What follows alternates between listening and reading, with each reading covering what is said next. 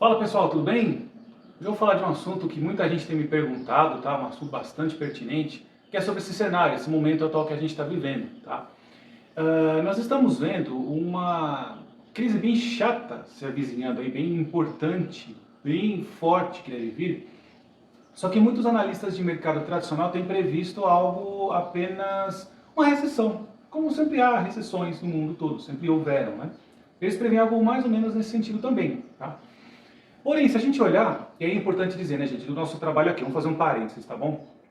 Eu sempre procuro abordar o aspecto de planejamento financeiro porque ele tem uma visão mais geral, né? Então a gente tem diversos produtos aí, seguros, crédito, câmbio e a parte de investimentos, que é o que muita gente aqui está me perguntando, que é onde o seu dinheiro fica guardado, o que vai acontecer com ele, né? Eu tenho feito lives também no YouTube, enfim, tenho feito todo um trabalho aí de divulgação sobre esse tema, tá? Mas vamos lá. Quando a gente fala então de planejamento financeiro, a gente tem que entender a questão primeiramente interior, que é o seu maior valor, está dentro de você. Tá? Então não pode esquecer essa parte, ela é fundamental porque a nossa realidade toda está mudando no mundo inteiro, tá? E a coisa não está boa. Então você tem que estar preparado para um impacto forte dos paradigmas, ok? Isso é importante dizer, certo? Segundo ponto, dado que a gente está vivendo um momento de transição, e aí eu me refiro aqui a alguns canais, como por exemplo o Checkmate Global e outros também que abordam temas similares à geopolítica, estratégia, investimentos, né?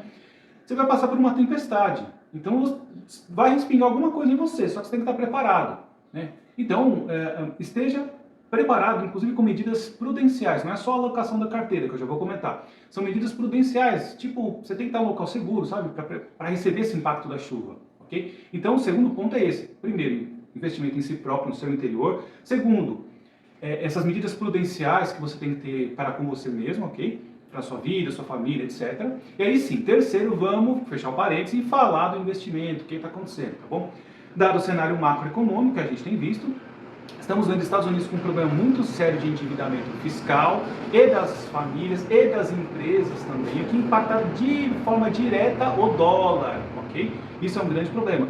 A questão do petrodólar tem diminuído porque agora com o BRICS, né, a Arábia Saudita, entre outros países, vão negociar o petróleo na moeda local e não mais em dólar, ok? Possível guerra lá em Taiwan, né, a questão lá da Ucrânia está ainda daquele jeito, a Europa não está boa, o crescimento não está legal, a Alemanha não está bem, que é a maior economia europeia, né?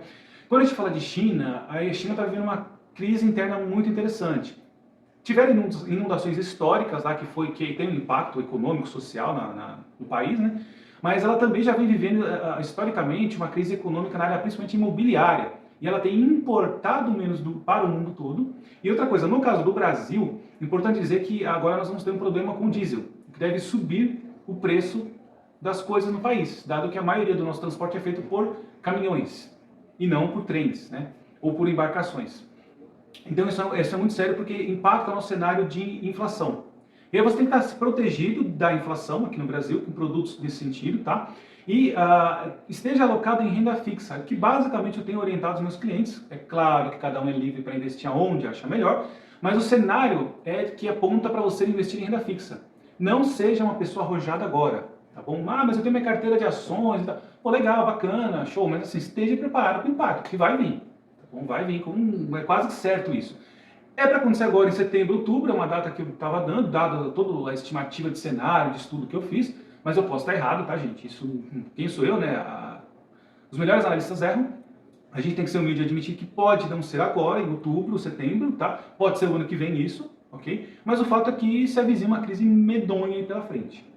Quando esse impacto chegar no Brasil, e assim, o sistema financeiro do mundo todo, especialmente os Estados Unidos, que eu acho que começa lá, vai meio que colapsar. A gente vai começar, pelo menos em tese é isso, a ver uma quebradeira. Empresas quebrando, bancos quebrando, fintechs, Europa deve sofrer muito impacto, a Ásia, a África, enfim. E o câmbio deve ficar muito oscilado. Tudo deve ter muita volatilidade, muita. Criptomoedas, tudo. Ouro, metais, tudo, tá? Inclusive a renda fixa. Só que a renda fixa, ela sofre menos impacto quando você tem um produto atrelado ao CDI, e quando você tem produtos em tese pré-fixados, ok? Eles sofrem menos impacto. Não sofrem, oscilam, tem volatilidade, mas tem uma volatilidade menor, ok? Então, em vez de você perder, sei lá, 30% na renda variável, você vai perder 0,5%, 0,1%, ou ficar no 0 a 0, ou até render um pouquinho positivo, porque a renda fixa, né, ela faz isso. render um pouquinho positivo também naquele mês, naquele período todo que a gente vai atravessar. Por isso a ideia é ser conservador, ok? Produto de renda fixa. Títulos públicos tipo LFT, por exemplo, é uma boa você ter, CDBs, LCAs, lembrando de empresas, debêntures, né, de empresas boas grandes, tá, já consolidadas no mercado. Nosso cenário bancário e financeiro brasileiro ainda é muito bom. O nosso sistema bancário ele é muito robusto. Em geral, tá? Os grandes players, em geral, são bastante robustos. Os índices de Basileia são bons aqui no Brasil, dos bancos. Tá? Claro, um banco menor, um banco fintech, é provável que ele sofra muito mais impacto.